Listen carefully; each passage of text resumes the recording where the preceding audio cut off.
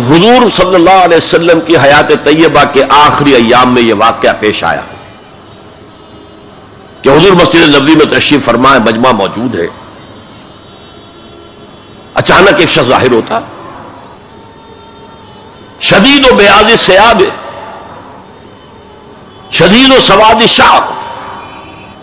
اس کا لباس انتہائی سفید صاف، کوئی اس پر دھبا نہیں، داغ نہیں، میل نہیں، بال انتہائی سیاہ چمکدار، گرد آلود نہیں، ولا یعرفہ احد منا، اور ہم میں سے اسے کوئی پہچانتا بھی نہیں تھا، کسی بھی ریت سے خاک سے بالکل آلودہ ہوئے بغیر بال ہے، تو شاید یہ مدینے کا رہنے والا ہو، تو مدینے والوں میں سے کوئی تو ہوتا کہ جو اس کو جانتا پہچانتا، کوئی نہ کوئی تو گریٹ کرتا اس کو مجمع میں، آؤ ادھر آ جاؤ، میرے پاس آ جاؤ، کوئی نہیں۔ اور اگر براہ راست باہر سفر سے آ رہا ہے تو کچھ گردآلود بال ہوتے، کچھ کپڑے میلے کچیلے ہوتے، تو لوگ حیران تھے، اور مزید یہ کہ اس نے سیدھا تیر کی طرح مجمع کو چیرتا ہوا حضور کے عین سامنے جا کر بیٹھ گیا۔ اب لوگ حیران ہیں، یہ ہے کون؟ اس کی یہ جرت، یہ جسارت، اور اس طرح دو زانو بیٹھا کہ حضور کے گھٹنوں کے ساتھ اپنے گھٹنے جوڑ دیے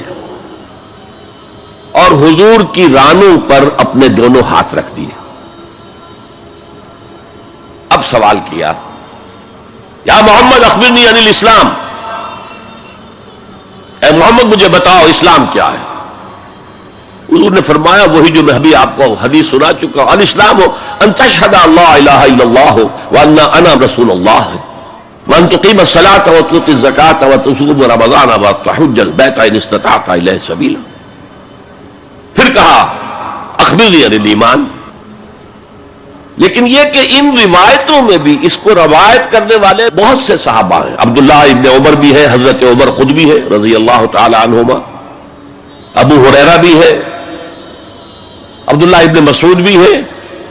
چونکہ ایک مجمع میں واقعہ ہو رہا تھا نا، تو مجمع کے اندر تو بہت سے لوگ سن رہے ہیں، اگرچہ جیسے آج بھی ہوگا کہ میں جو بات کہہ رہا ہوں آپ میں سے بہت سے حضرات میری ساری بات سن کر اگر کہیں جا کر رپورٹ کریں گے تو ان کی باتوں میں اختلاف ہو جائے گا، لہذا اس حدیث کی روایت میں اختلاف ہے۔ بعض روایتوں میں یہ ہے کہ پہلے پوچھا اخبرنی عن الایمان، پھر پوچھا اخبرنی عن الاسلام، اور یہ جو حضرت عمر کی روایت ہے اس میں ہے سب سے پہلے آپ نے پوچھا اخبرنی عن الاسلام، پھر دعا سوال آیا اخبرنی عن الایمان۔ اچھا اس کے بعد ایک دو سوال اور بھی کیے، میں تفصیل میں نہیں جا سکتا، پھر وہ شخص چلا گیا۔ حضور نے کہا ذرا اس کو بلانا واپس، تو دیکھا تو کہیں بھی نہیں، زمین کھا گئی، آسمان اچک کر لے گیا، اللہ جانے۔ تب حضور نے فرمایا اوہ یہ جبرائیل تھے جو تمہیں تمہارا دین سکھانے آئے تھے، یعلمکم دینکم اذ لم تسألوہ، جبکہ تم نے اس کے بارے میں سوال نہیں کیا، اور یہ پہلی بار ہے کہ میں جبرائیل کو پہچان نہیں سکا، انسانی شکل میں وہ آئے اور میں پہچان نہیں پایا،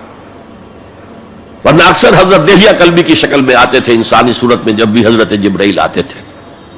حضرت دہیہ کلبی جو ہے وہ بہت ہی حسین جوان رانا، ان کی شکل میں آتے تھے۔ بہرحال یہ اتنا اہم مسئلہ ہے کہ اس کو کلیئر کرنے کے لیے کہ دودھ کا دودھ پانی کا پانی علیحدہ ہو جائے، ایمان کیا ہے، اسلام کیا ہے، دنیا کا نظام اسلام پر ہے، ایمان پر نہیں ہے، آخرت کا معاملہ ایمان پر ہے، اسلام پر نہیں ہے۔ کوئی شخص مسلمانوں کا بہت بڑا قائد ہو، بہت بڑا لیڈر ہو، لیکن ہو سکتا ہے آخرت میں زیرو ہو۔ میں حدیث سنا چکا ہوں آپ کو، ایک شخص دنیا میں